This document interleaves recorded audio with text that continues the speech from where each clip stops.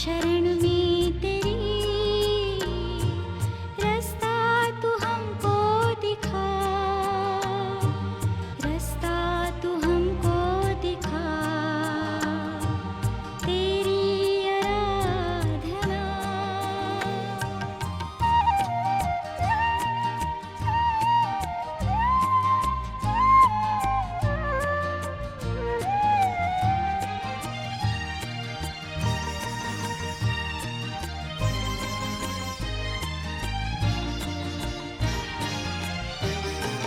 शैतान से अब तू बचा ले मुझे, घूमे वो शेर तरह, शक्ति तू ऐसी दे दे मुझे, पाऊँ मैं उस पर फतह, पाऊँ मैं उस पर फतह, तेरी आराधना करते हैं हम सदा, आए शरण में तेरी, रास्ता तू हमको दिखा, रास्ता तू हमको दिखा, तेरी आराधना।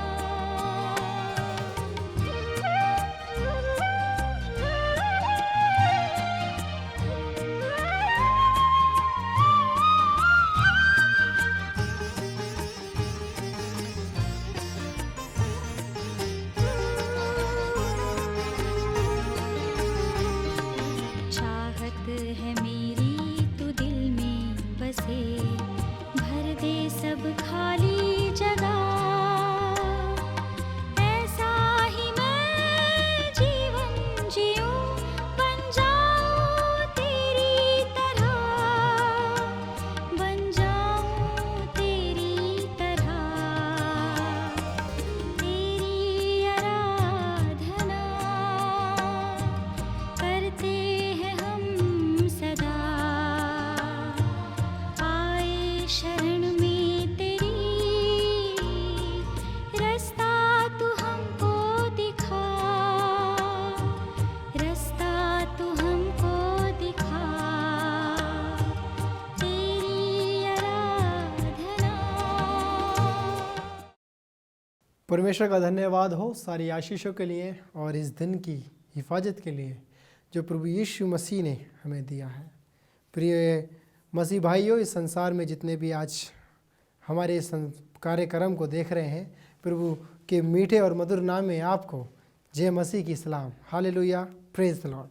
आइए जिससे पहले कि हम वचन में जाएं और हम प्रभु से प्रार्थना करेंगे उन ज़रूरतों के लिए, उस अच्छे वचन के लिए जो आज खुदावन हमें बताना चाहता है, सिखाना चाहता है। आइए हम प्रार्थना करें। दयावान, सृष्टि के बनाने वाले जीवित परमेश्वर, उद्धारकर्ता, हमारे राजा, हम आज आपके पास आते हैं प्रभु, उन चीज़ों को जानने के लिए, उन बातों को सीखने के लिए जो आपने अपने लोगों के लिए रखी हुई हैं। धर्मशास्त्र के ज़रिए प्रभु आज बहुत सारी रूहें, बहुत सारे भाई इस संसार में बचाए जाएं। खुदावन, हर एक की दुख और मुसीबत को दूर करना, हर एक को अपने पास आने के लिए प्रभु तो उनके दिलों में पवित्र आत्मा भेजना, क्योंकि परमेश्वर समय बहुत कम है। हर एक को तो अपने नाम के निमित्त प्रभु उन्हें चंगाई दे। ये प्रार्थना प्रभु यीशु के नाम से मांगते हैं, आमीन। पिता परमेश्वर के प्रभु यीशु मसीह के नाम में हम एक बार फिर से आपका स्वागत करते हैं कि आप यहाँ पर इस कार्यक्रम को देख सकते हैं, सुन सकते हैं प्रभु के वचन से आज जो हम बताने जा रहे हैं। प्रभु ने बहुत सारी आशीषें आज हमें दी हैं और आपके जीवन में भी ये एक आशीष है कि आज आप जीवन का सांस ले रहे हैं और उसको याद कर रहे हैं कि आपके बनाने वाला एक परमेश्वर है जो आपको देखता है। हम कुछ विषयों के बारे में आज बात करेंगे। हम जानते हैं कि हम जब परमेश्वर के साथ अपने चाल चलन को लगाते हैं, अपना पहनावा, अपना चाल चलन खुदा यीशु मसीह के साथ चलाते हैं, तो हमें कौन सी बातों का ध्यान अपने जीवन में रखना है। हमें वो जो हिम्मत मिलती है, जो हमें ताकत मिलती है, हम कैसे महसूस कर सकते हैं, कैसे ये जान सकते हैं कि सच्चा परमेश्वर ही हमारा चुनने वाला है। हम तो इतने मूर्ख हैं, हम बुद्धि हमारे अंदर पाई नहीं जाती है। हम ये सोचते हैं तो हम ये जाने कि पिता परमेश्वर हमारे बनाने वाला सृष्टि करता है। जब हम ये गीत गाते हैं, जब हम ये अपने दिन में जब हम प्रभु के लिए आराधना करते हैं, और हम ये 2 लाइन में आपके सामने उस गीत की बताना चाहूँगा। जब भी हम खुशी में जब हम प्रभु की आराधना करते हैं, हम ये गीत गाते हैं, और ये गीत के बोल इस प्रकार से हैं। और यहाँ मैं आपके सामने ये जो पेश करना चाहता हूँ। प्रभु का धन्यवाद करूँगा, प्रभु का धन्यवाद करूँगा, उसकी संगति में सदा रहूँगा, साथ चलूँगा मैं जय जरूर पाऊँगा, साथ चलूँगा मैं जय जरूर पाऊँगा। प्रभु का धन्यवाद करूँगा, यीशु का धन्यवाद करूँगा, उसकी संगति में सदा रहूँगा, साथ चलूँगा मैं जय जरूर पाऊँगा, साथ चलूँगा मैं जय जरूर पाऊँगा। प्रभु का धन्यवाद करूँगा। ना देगी मुझे दुनिया कभी भी कोई सुख और शांति आराम, ना देगी मुझे दुनिया कभी भी कोई सुख और शांति आराम। मेरे यीशु के साथ धन्य संगति में सदा मिलती खुशी मुझको, मेरे यीशु के साथ संगति में मुझे मिलती खुशी मुझको। प्रभु का धन्यवाद करूँगा, उसकी संगति में सदा रहूँगा, साथ चलूँगा मैं जय जरूर पाऊँगा, साथ चलूँगा मैं जय जरूर पाऊँगा। प्रभु का धन्यवाद करूँगा। मेरे अजीज़ों, मेरे प्रियो, मेरे माताएं, मेरी बहनों, आप जब प्रभु का धन्यवाद करते हैं, आप प्रभु के पास आते हैं, प्रभु आनंद और खुशी से झूम उठता है। स्वर्ग में स्वर्गदूत नाचते हैं, गाते हैं। जब मनुष्य इस संसार में, इस पृथ्वी पर जब खुदा की बड़ाई करता है, खुदा के नाम की गीत गाता है, खुदा के नाम की महिमा करता है, स्वर्ग में फरिश्ते झूम उठते हैं, परमेश्वर के मुंह पर खुशी का ठिकाना आ जाता है। और मनुष्य लोग इस चीज़ को महसूस नहीं कर सकते। जब हम खुदा का आनंद अपने जीवन में प्राप्त करते हैं, हम उसके लिए गीत गाते हैं, उसका धन्यवाद देते हैं, और परमेश्वर के लोग, स्वर्गदूत आसमान में उसकी वेदारी करते हैं और उसके लिए धन्य कहते हैं, हालेलुया बोलते हैं और आमीन आमीन कहते हैं। आज हमें भी खुदाबंद के लिए धन्यवाद कहना है, उसके लिए भी हमें हालेलुया कहना है। प्रभु की महिमा होनी चाहिए, प्रभु के जय जयकार होना चाहिए, क्योंकि सृष्टि का परमेश्वर ही एक वो परमेश्वर है जिसने आपको और मुझे रचा है। मैं आज आप लोगों से उस विषय में बात करूंगा जो हिम्मत, जिसे हम कहेंगे इंग्लिश में जिसे शब्द को कहा जाता है करेज, और जिसे हम हिंदी में बात करेंगे कि हमें हिम्मत, जो सामर्थ हमें जो मिलती है, जिसकी हम बात करेंगे कि हमारे अंदर वो चीज़ वो कहाँ से आती है, कौन उस चीज़ को हमारे अंदर डालता है, वो जो सामर्थ है हमारे अंदर कहाँ से आती है, जो बल है वो हमारे अंदर कहाँ से आता है। सिर्फ इस संसार में कोई नहीं जो आपको सामर्थ दे सकता है, जो आपको बल दे सकता है, कोई नहीं है, सिर्फ परमेश्वर है जो आपको हिम्मत और ढांढस दे सकता है, जो सामर्थ दे सकता है, जो आपको बल दे सकता है, और वो आपको अपने अच्छे काम के लिए इस्तेमाल कर सकता है, क्योंकि आप उसके बनाए हुए हाथों की उसकी भेड़ हैं। और हमारा और आपका ये मानना है, ये जानने की हमें ज़रूरत रखनी है कि परमेश्वर ही हमें वो सारी सामर्थ देता है। जब हम बाइबल में पाते हैं ऐसे लोगों के लिए जिन्होंने परमेश्वर को अपने जीवन में पहला स्थान दिया, जिन्होंने अपने जीवन में खुदाबंद के लिए आगे आए और खुदा के काम के लिए उन्होंने प्रभु की आवाज़ को सुना, और खुदा ने उन्हें सामर्थ दी, उन्हें इतना करेज दिया, उन्हें इतनी हिम्मत दी कि वो इस चीज़ का सामना कर सके। मेरे प्रियो, आप इन लोगों के बारे में जानना चाहेंगे, आप ऐसे बहुत से लोग इस धर्मशास्त्र के अंदर भी पाए जाते हैं जो संसार के थे, मगर परमेश्वर ने अपनी ज्योति उन पर डाली, अपना अनुग्रह उनके ऊपर डाला, जिसके द्वारा उनके अंदर सामर्थ आई, जो वो काम करने के लिए उसमें कामयाब रहे। और हम जानते हैं मूसा की कहानी हम जानते हैं, किस तरीके से परमेश्वर ने उसे झाड़ियों में दर्शन देकर परमेश्वर ने उसे अपने काम के लिए इस्तेमाल किया, किस तरीके से परमेश्वर ने उसे अपने जीवन में उसे बढ़ने के लिए आगे रखा। मेरे प्रियो, हम जानते हैं जब मूसा 40 साल तक लोगों को वहाँ जंगल में उनको जो है देखभाल करता रहा, परमेश्वर ने उसको इतनी सामर्थ दी कि वो 40 साल तक उनकी देखभाल करता रहा, उन्हें सिखाता रहा, उन्हें बताता रहा कि इस जहाँ में, इस संसार में, इस पृथ्वी और आसमान के बीच में सिर्फ एक ही परमेश्वर है, और वो इन चीज़ों को सिर्फ परमेश्वर के बल पर जीता रहा और करता रहा। दूसरा हम उदाहरण देखेंगे उस दाऊद का, जिसे परमेश्वर ने चुन लिया था उस भेड़ बकरियों को चुगाते समय से और चराते समय से। परमेश्वर ने उस पर मोहर लगा दी थी कि ये बच्चा जो है मेरे काम के लिए खड़ा होगा, मैं इसके द्वारा बहुत सारे काम कराऊंगा। और परमेश्वर ने दाऊद को उतनी सामर्थ दी। जब वो छोटा बच्चा ही था, जब वो उसकी उम्र इतनी ज़्यादा भी नहीं थी, फिर भी जो है परमेश्वर ने उसे इतने बड़े आदमी से लड़ने का उसे मौका दिया। हम जानते हैं दाऊद की और गुलायत की कहानी को, किस तरीके से गुलायत को दाऊद ने परमेश्वर के सामर्थ्य से जो है मार गिराया। जब लड़ाई युद्ध के मैदान में दाऊद अकेला बच्चा और उस गुलायत के सामने खड़ा हुआ था, और गुलायत इतना लंबा चौड़ा आदमी और सभी तरह के सामान उसके पास थे और सभी तरह के हथियार उसके पास थे। और जब वो दाऊद वहाँ पर खड़ा होता है, उसे देख के हंसता है कि ये बच्चा जो मुझे मारेगा। और जब वो ये नहीं जानता था कि इस बच्चे को परमेश्वर ने इतनी हिम्मत और इसको इतना बल दिया है, जिसके कारण दाऊद जो है अपनी गुफाओं में एक पत्थर लगाकर ऐसे घुमा के जब वो मारता है तो जो गुलायत है उसके माथे में जो पत्थर लगता है और गुलायत वहीं मर जाता है। किस तरीके से परमेश्वर ने उसको सामर्थ दी, बल दिया, उस बच्चे ने इतने बड़े आदमी को मार गिराया। आप सोच सकते हैं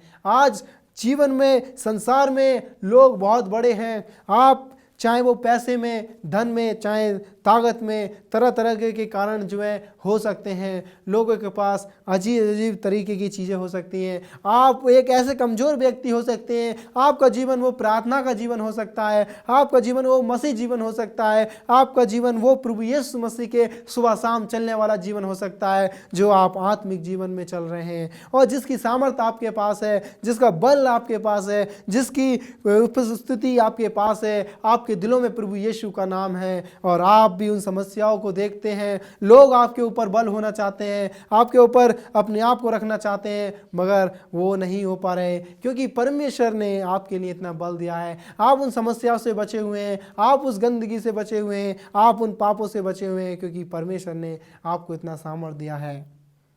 हम दाऊद की कहानी में ये देखते हैं कि किस तरीके से दाऊद ने परमेश्वर की सामर्थ्य के द्वारा उतने बड़े आदमी को, उस जायंट को, उस गुलायत को मार गिराया। हम ये सीख सकते हैं, ये जान सकते हैं कि हमारा परमेश्वर किस प्रकार से जो है कार्य करता है, किस तरीके से जो है ये अपने जीवन में महसूस करता है। जो हम नहीं समझ सकते वो हमारा परमेश्वर हमें समझने के लिए बताना चाहता है, दिखाना चाहता है कि देखो तुम्हारे जीवन में किस तरीके से मैं कार्य करता हूँ। मनुष्य कभी नहीं समझ सकता परमेश्वर की योजनाओं को। परमेश्वर हर एक योजना को जानता है, क्योंकि परमेश्वर हमारे दिल को देखता है। मनुष्य, इंसान लोग, हाँ, जो हमारे बाहर का दिखावा है, बाहर का जो भी हमें बाहर से शो करता है, बाहर से दिखता है, मनुष्य उसको देख के जो है जज करता है, न्याय करता है। मगर परमेश्वर हमारा जो न्याय है वो हृदय से करता है। वो हृदय को जांचता है कि इसके हृदय में क्या है, ये कर सकता है या नहीं कर सकता। हम इसको जब देखेंगे, इस आयत को हम पाते हैं पहला शमूएल उसके 16 के अध्याय की उसकी 7वीं आयत में 8वीं आयत में हम देखेंगे कि 8वीं आयत में हम पाते हैं कि यहाँ पे किस प्रकार लिखा हुआ है। और यहाँ पे बताता है कि परमेश्वर जो है हृदय को देखता है, परमेश्वर हृदय को देखता है और मनुष्य जो है उसके बाहरी उपहार को देखता है। जो हमारा बाहर का चाल चलन है, लोग उसे देख के हमारा न्याय करते हैं, क्योंकि ऐसे ही खुदाबंद के लोगों ने जब दाऊद को चुना जा रहा था तो दाऊद के जो और भी भाई थे उनको लोग देख देख के कहने लगे कि शायद परमेश्वर ने इसे चुना है, मगर ऐसा नहीं हुआ। शमूएल बताता है, शमूएल नबी कहता है कि यही वो बच्चा है जिसे परमेश्वर ने अपने काम के लिए चुना है। आगे हम देखते हैं हम जब बात कर रहे हैं उस हिम्मत और ढांढस और बल की, जिसे परमेश्वर ने वही बल वही सामर्थ्य जो मूसा को दिया, वो बल जो दाऊद को दिया, वही बल जो सुलेमान को दिया, जो सुलेमान जो इतना बड़ा बादशाह, इतना बड़ा राजा कहलाया। हम देख सकते हैं कि उसे इतना बड़ा परमेश्वर ने बल दिया कि उसने परमेश्वर के लिए एक हैकल बनाई, एक भवन बनाया, एक हैकल बनाई जिसमें लोग उसमें आराधना कर सकते हैं, जिसमें खुदा के लोग उसकी सब्त के दिन में, उसके पवित्र दिन में उसकी महिमा कर सकते हैं। और ये करेज, ये ढांढस जो थी, ये हिम्मत जो थी, जो सामर्थ्य जो मिली थी, वो सिर्फ परमेश्वर ने ही सुलेमान को दी। आप सोच सकते हैं कि वो परमेश्वर जो उन लोगों को सामर्थ्य दे सकता है, जो अपने काम के लिए जिन्हें इस्तेमाल कर सकता है, आज वो भी परमेश्वर आपको और मेरे लिए भी, आपने और मेरे जीवन में भी वो सामर्थ्य दे सकता है। वो सामर्थ्य हमें प्रभु से पानी है, और कैसे पानी है उसके लिए हमें क्या करना है, हमें जानना है, उसके वचन में जाना है, उसके राज्य की खोज करनी है, तब हम सारी चीज़ों को पाने लगेंगे, हम उन बातों को जानने लगेंगे कि परमेश्वर हमसे क्या चाहता है। मुझे एक कहानी याद आती है। बताया जाता है कि कहीं जर्मन के बीच और फ्रांस के बीच में ये विश्व युद्ध की बात है कि जब युद्ध छिड़ रहा था, एक मसीह सैनिक भाग कर जो है गुफाओं की तरफ भाग रहा था, क्योंकि उसके सारे लोग जो है मर गए थे। और जब वो लड़ाई चल रही थी, जब वार में सब लोग मारे गए, और ये मसीह सैनिक जो था अपने आप को जान बचा के भाग निकलता है, और दूसरे देश के जो सैनिक थे वो इसके पीछे लगे हुए थे, इसे ढूंढने के लिए लगे हुए थे।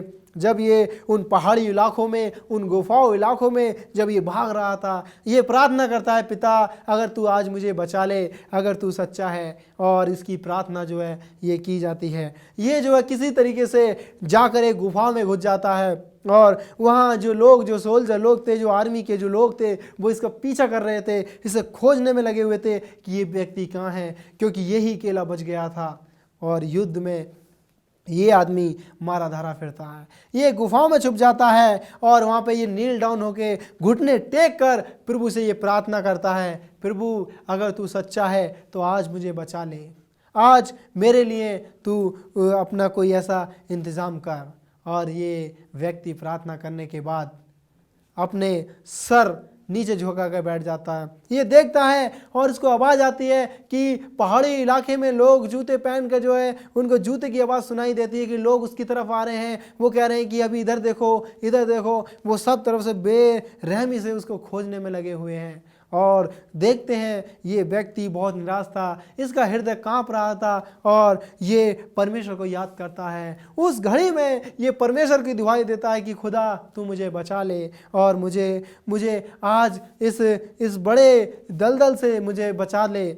और ये प्रार्थना करता है, और मन ही मन उदास हो जाता है, और अपना सर नीचे झुका के जब वो बैठा हुआ होता है तो देखता है कुछ समय बाद एक मकड़ी जो है उस सुरंग में जाला बनाना स्टार्ट कर देती है। जब वो जाला बनाना स्टार्ट कर देती है तो पूरी तरीके से जब वो जाल से कवर कर देती है, पूरी तरीके से उसे समाप्त कर देती है। उसके बाद में जब वो जो सोल्जर आर्मी के जो लोग थे जब उसे खोज रहे होते हैं, और जब वो देखते होते हैं कि उस वाली गुफा में चेक करो कहीं इधर तो नहीं है, मगर जब वो उसके पास आते हैं, वो बहुत निराश था, और वो अपना सर नीचे झुकाए हुए बैठा हुआ था, प्रभु को याद कर रहा था। और जब वो देखता है कि मकड़ी ने जाला बना दिया, वो ये समझ नहीं पाया कि ये क्या हुआ है। जब इतने सारे लोग, जो दूसरे देश के लोग, जब उस व्यक्ति को वहाँ खोजने के लिए आते हैं।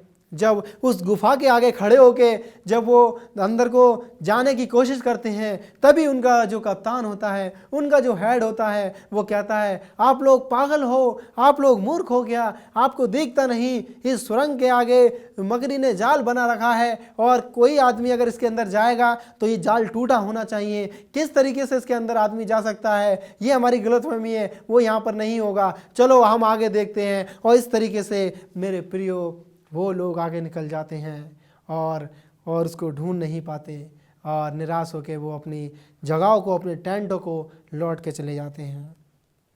मैं आपको ये बताना चाहता हूँ मेरे प्रिय भाइयों, मेरे प्रिय अजीज़ों, आप इस संसार में हैं, परमेश्वर हमारे जीवन में किस प्रकार से कार्य करते हैं, किस तरीके से वो हमें ये सिखाना चाहते हैं। एक मकड़ी जब इस सुरंग के अंदर जाल बना देती है, जो मेरा भाई जब वो बच के भाग रहा था, परमेश्वर से दुआई में आयत करता है, परमेश्वर से उस दुआई में प्रार्थना करता है कि प्रभु मुझे बचा ले।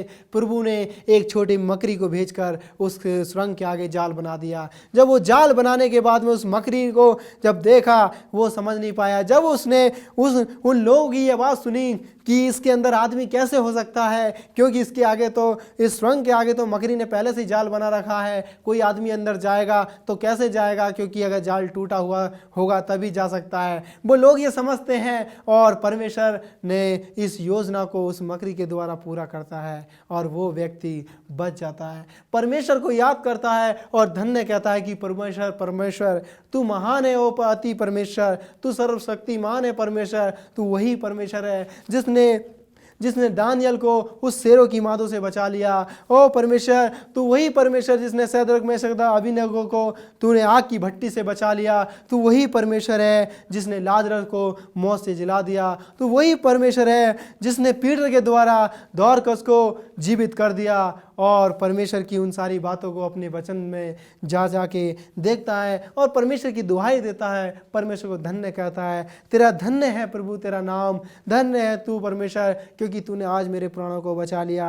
आज मेरे अजीज भाइयों, मेरे अजीज बहनों, आप भी ऐसी समस्याओं में जकड़ गए हैं, आप भी ऐसी परेशानी में पड़ गए हैं जिससे आप नहीं निकल पा रहे हैं। आज शैतान ने आपके ऊपर ये जाल बना दिया है कि आप उन्हें निकलने की कोशिश करते हैं मगर आप नहीं निकल पाते। आपके अच्छे रिश्तेदार के द्वारा, आपके अच्छे भाई बहनों के द्वारा शैतान ने आपके बीच में कार्य कर रहे हैं। वो प्रभु यीशु मसीह की संगति में नहीं जाना चाहते। चर्च जाने के समय से आपके दोस्त लोग आपको कहीं और ले जाना चाहते हैं। जब आपके घर में दुआ प्रार्थना होती है तो आपके अजीज रिश्तेदार आपको कहीं और बाहर जाने के लिए कहते हैं, या आपके पास में या आपके कोई कंप्यूटर पे आपका इतना कोई इमरजेंसी काम है जो खुदाबंद की संगति से आपको रोका हुआ है। यही कारण हो सकता है कि शैतान हमारे बीच में वो जाल बनाना चाहता है, वो रोकना चाहता है, निकालना चाहता है कि हम वहाँ से निकल ना पाए, हम उस जाल के भीतर रहें। मगर जब प्रभु यीशु मसीह की सामर्थ, जब यीशु मसीह का प्यार, जब यीशु मसीह की दया आपके ऊपर है, आपके जीवन में है, कोई भी शैतानी जाल,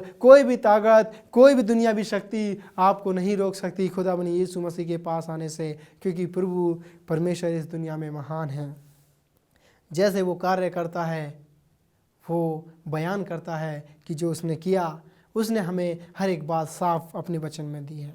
जैसे सुलेमान को परमेश्वर ने चुना कि उसके लिए एक महल बनाए, उसके लिए वो हैकल बनाए। दाऊद को चुना कि वो उसके लिए वो गीत गाए, उसकी महिमा करे। और परमेश्वर ने मूसा को चुना कि वो उसके लिए, उसके जाति के लोगों को बचाए, उन्हें सिखाए। नोहा को कि लोगों को बताए कि दिन खराब है। और बहुत सारे ऐसे लोग हैं जिन्हें परमेश्वर ने चुना और अपने काम के लिए इस्तेमाल किया। मेरे प्रियो, आज हम ये जानें कि परमेश्वर हमें हिम्मत देता है, काम करने के लिए ढांढस देता है। हम उसके साथ चलें हर एक दिन, उसको जाने कि हम उसके महसूस करने कि यीशु मसीह हमारे साथ चलता है, हमारे हाथ पकड़ने की कोशिश करता है। हम अपना हाथ देना ना भूलें, हम उसे अपने हाथ दें, अपना प्रिय जाने और अपना अति समय उसे निकालें। जब भी हम देखते हैं संसार में जब लोगों की दृष्टि बढ़ती जाती है, हम प्रभु को याद करें, प्रभु से उन लोगों के लिए प्रार्थना करें जो आपके अगेंस्ट हैं, जो आपके खिलाफ हैं, और प्रभु से उनके लिए आशीष मांगें। और कभी भी उन्हें अपने जीवन से निराश ना करें और हमेशा अपनी खुशी का बर्ताव उनके सामने रखें। जब लोग आपके पास आते हैं, प्रभु यीशु मसीह के वचन से आप उन्हें सामर्थ दें, बल दें, क्योंकि प्रभु का जो वचन है वो सामर्थ है और वो सामर्थ से भरपूर है। और यही आशा और कामना के साथ में मैं निवेदन विनती प्रभु परमेश्वर से करता हूँ कि परमेश्वर आपको बहुत आशीष बरकत देगा, जैसे आपने आज परमेश्वर के वचन को सुना है, क्योंकि परमेश्वर हृदय को जांचता है। अपने जीवन में प्रभु को याद करें और नीति वचन उसकी हम 3 और 5, 6 में हम पाते हैं कि परमेश्वर पर पूरा ईमान और विश्वास लाएं। प्रभु यीशु मसीह पर अपना दिन प्रतिदिन उस पर अपना ईमान और विश्वास रखें, क्योंकि परमेश्वर हमें अपने जीवन में रखना चाहता है और हम उसकी संगति में रहना चाहते हैं। तभी हम कहते हैं कि मुझे किसी चीज़ की कमी घटी नहीं होगी, क्योंकि परमेश्वर पिता हमारे जीवन का वाणी है, हमारे जीवन का दाता है, पैदा करने वाला है। आप इन वचनों के द्वारा आपको आशीष मिलेगी और आप अपने जीवन में बढ़ते जाएंगे, दिन चौगने आते जाएंगे, अपने कामों में आप बरकत पाएंगे। खुदाबंद का प्रेम आप सबके साथ रहे। इससे पहले कि हम अपने वचन की समाप्ति करें, हम प्रार्थना में जाएंगे प्रभु यीशु के नाम से। प्यारे पिता, हर एक समाज के लोगों को मैं आपके सामने लेके आता, हर किसी के दुखों को प्रभु तेरे नाम से दूर करता। खुदाबंद हर एक की गुनाहों को, अपराधों को क्षमा कर दे, हमें हिम्मत दे, अपने नाम के लिए चुन और हमें चला कि खुदाबंद हम तेरे रहमतों के साथ चल सकें, तेरे आसमानी खजाने के साथ चल सकें प्रभु, तेरे उन आशीषों के साथ चल सकें। हमें छू ले और पवित्र कर दे, हमारे गुनाहों को क्षमा कर। ये प्रार्थना प्रभु यीशु मसीह के नाम से मांगते हैं।